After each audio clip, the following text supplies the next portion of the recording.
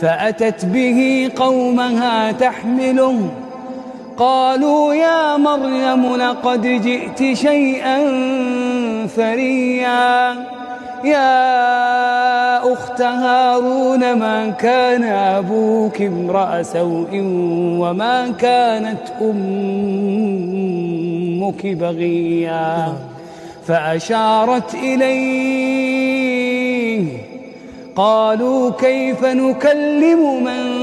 كان في المهد صبيا قال إني عبد الله آتاني الكتاب وجعلني نبيا وجعلني مباركا